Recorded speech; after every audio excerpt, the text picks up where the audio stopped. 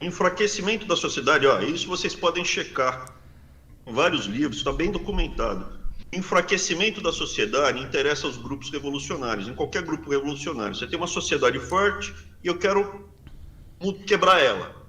Então, por exemplo, colocar novas drogas, não as drogas que já existem, mas introduzir novas drogas, colocar mais sevícia, mais lascividão, mais loucura. Isso desestrutura a sociedade para você dar o golpe.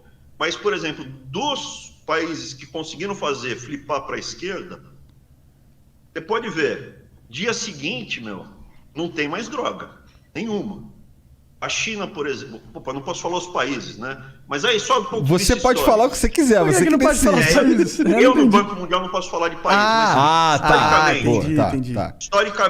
historicamente, a China tinha um problema muito grande com ópio. Sim. O ópio foi introduzido na China e estava introduzido pelos ingleses, né? E escangalharam a sociedade, estava todo mundo viciado, o pessoal vendia os filhos, foi uma loucura, epidemia. E você acabou com o problema do ópio em 5 anos. Matando quem usava? Acabou, não tem mais. Que eu saiba, Cuba, Coreia do Norte, nos países que você faz o movimento para a esquerda, não pode mais ter droga, não pode mais ter movimento homossexual, não pode ter nada disso. Que eu saiba, se você me mostrar um país que tem, interessa enquanto está porque essa é a escola de Frankfurt, vai. Esse engajamento todo é da escola de Frankfurt. Então, as drogas que já existem, porque a droga que já existe está legalizada no Ocidente, que a gente lida com ela e não bagunça mais a sociedade, é o tabaco e o álcool, no mundo ocidental. Quando você introduz outras novas, isso gera uma desestruturação da sociedade. O que acontece? Eu, quando era moleque, eu brincava na rua. Podia descer na rua, eu morava num bairro bom, e em volta tinha bairros ruins. E a molecada vinha dos bairros ruins para brincar na praça, que tinha perto de casa. Eu brincava lá na praça com todo mundo. Tudo bem, zero de problema. Tinha mendigo, mas o mendigo era bêbado e era meio gordinho. Dá pra correr. Tudo bem. Era outra vida, cara. Ele não era craqueiro. Entendeu? Ele não era um craqueiro. Hoje em dia, eles são farrapos humanos. É craqueiro, ficou muito ruim. Mas isso aí se deve... Por volta de uns... Deixa eu só terminar aqui. Claro, desculpa. Quando eu tinha uns 10 anos, 11 anos, começou a chegar maconha. Aí chegou a maconha na rua. Chegou skate e maconha. Aí foi assim, tal, 1 ano e meio depois chegou a cocaína. E depois, acabou, não dava mais. Espalhou a roda. Hoje em dia o pessoal não pode mais ficar na rua. É outro mundo, é outra sociedade. Mas isso foi por causa das drogas ou foi por causa da urbanização? Foi por causa das pessoas se amontoando cada vez mais em metrópoles? Por causa da desigualdade social? Foi em 2 anos difícil. que aconteceu isso, cara. Foi assim... É que eu não vivi essa época. Até os 11 anos tinha rua. Com 15 anos já era um ambiente, que eu via o pessoal, eu via a cocaína chegar. Hoje em dia, assim, eu acho que eles não usam mais droga tão abertamente. O pessoal estava descobrindo ainda, né? Sim. Tem um pequeno traficante, vinha um grande traficante, e isso esgarçou. Então gera um mal para o coletivo. A droga gerou um mal para o coletivo. É que eu acho que indivíduo. É que é difícil a gente... É que eu entendo a sua análise, entendeu? Mas ela não é uma análise que ignora os outros fatores da parada? Porque você está colocando as drogas como as principais causas. Eu estou contando só o que eu vi. Exato. Mas o que a gente vê é uma. Qual é o nome da palavra? Uma prova anedótica. Não sei, não esqueci. Tá. Tipo, não é baseado em estatística, é uma coisa da sua experiência, entendeu? Evidência empírica. Isso não é baseado, isso não é baseado numa forte, não tem robustez estatística, vai, não tem. Foi a sua experiência. E não dá pra gente ignorar o que as drogas elas têm pra oferecer pra humanidade de outra forma também. Por exemplo, muitas pessoas que sofrem com Parkinson, sofrem com várias dores musculares e tal. Existem remédios que eles são hoje. Deus. Não, pelo amor de Deus, mas daí você tá falando de remédio. Mas a maconha é um remédio, né? O pinoácio existe há muito tempo. Se você for fazer uma cirurgia ou tiver com uma dor, um câncer muito agudo, você vai tomar um opinoácio. Agora, você não vai lá no centro da cidade de São Paulo, comprar heroína para injetar você sozinho, cara. Porque a heroína injetada sozinho tem traficante, tem narcotráfico e é uma coisa impura, que vai ter um monte de efeitos colaterais indesejáveis. Ok, mas aí você... muito diferente do opinoáceo, é muito diferente do opinoáceo administrado por um médico no hospital. Primeiro que não gera um dano para o resto da sociedade, e segundo que os efeitos são controlados. Você tem isso que você está falando dos remédios derivados da maconha, é óbvio, tem que ter. Assim como você tem os remédios derivados do ópio. Não é por isso que você está liberado para usar. Não, beleza, usar heroína é bom, cara.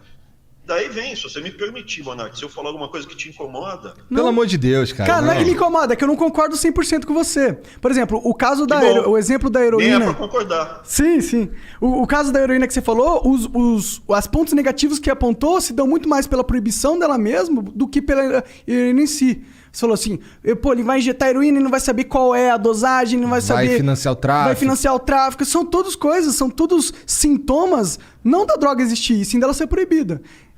É que eu não consigo enxergar a proibição como algo inteligente. Inclusive, o Jean tá vestindo uma camiseta aí que é tipo... Como que Parabéns às drogas por mais um ano vencendo a guerra contra as drogas, tá ligado? É a guerra contra as drogas quem vence as drogas. Ninguém tá ganhando a não ser o tráfico e as drogas, tá ligado? A gente tem que ir por etapas. Então, a primeira etapa que você me trouxe é a questão que as drogas geram benefícios para a saúde. Podem gerar. Eu tô te falando, veja... Sim, veja, em inglês, drugs é remédio, né? Então, assim, tanto é que esses remédios que são derivados de opinoáceos são guardados com chave trancado dentro dos hospitais, porque tem médico que rouba que é viciado.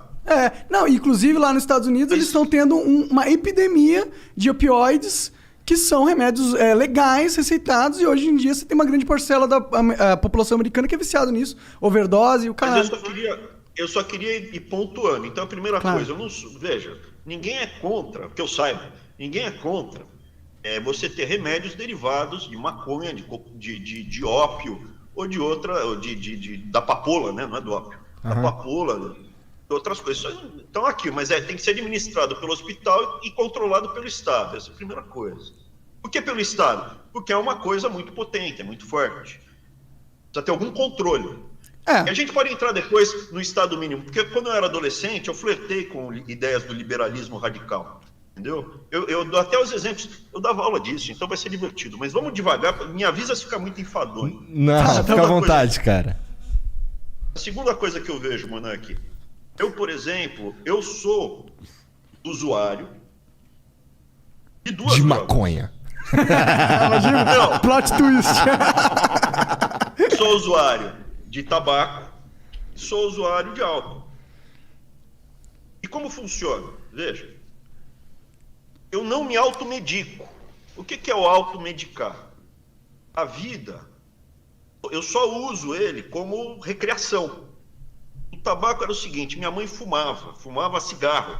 E fumava, assim, o cigarro ele é uma indústria desgraçada, porque ele é feito para viciar mesmo, e os 2 pacotes e a dosagem de nicotina calibrada para um viciado. Se você fuma mais do que 2 maços por dia, é por nervosismo. Você não precisa fumar em tese mais do que 2 maços. Minha mãe fumava 4, cara, morreu disso. Então o cigarro sempre me causou ojeriza. Mas eu, não sei o que lá, fui experimentar. Com uns 14, 15 anos eu fui na padaria e comprava aquele charuto mulatinho. Já ouviu falar charuto mulatinho? Eu não. Não. Pois é, eu sou velho. É um charuto com folha picada, é um charuto vagabundo, mas é pra macumba, mas eu comprava pra fumar. Porque dá barato. É legal. É bacana. Só que eu não uso quando eu tô mal. Eu não fumo pra tratar porque eu tô tenso, eu tô preocupado. Eu fumo quando eu tô de boa, e eu vou curtir o meu barato com um charuto. Tanto é, desde que eu vim para os Estados Unidos, eu fumei um charuto só, até aqui. Quando eu estava em Brasília, eu estava fumando mais, eu estava fumando um a cada dias. Inclusive, eu quero saber algumas histórias sobre esse tempo em Brasília. Companhia.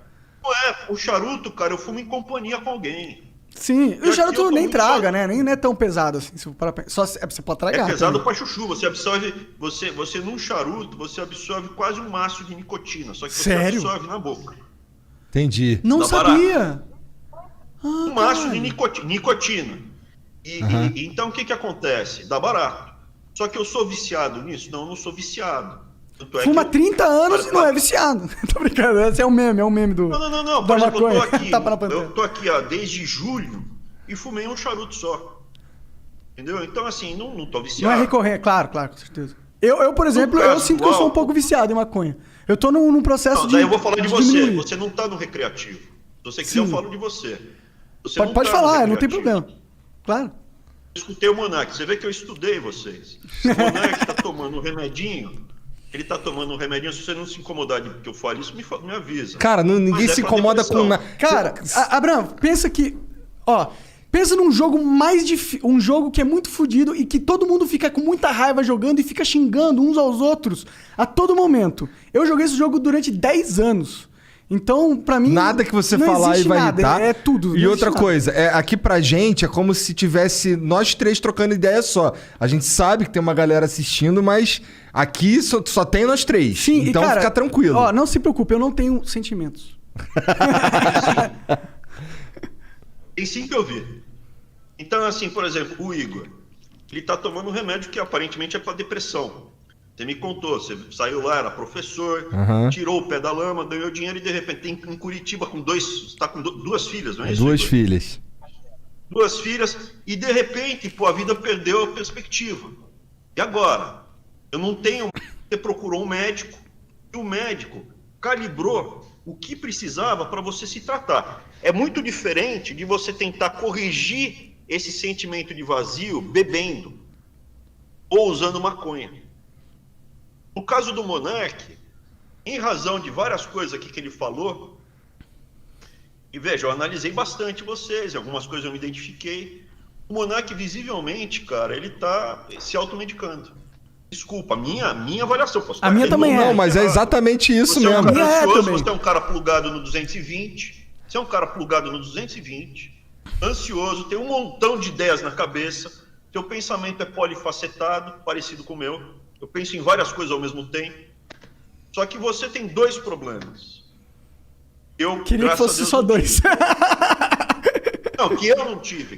Você tem dois problemas que eu não tive. Ah, sim. O primeiro que eu noto, essa porcaria da maconha que você usa não recreativamente. Você usa a ponto de te prejudicar na tua capacidade intelectual.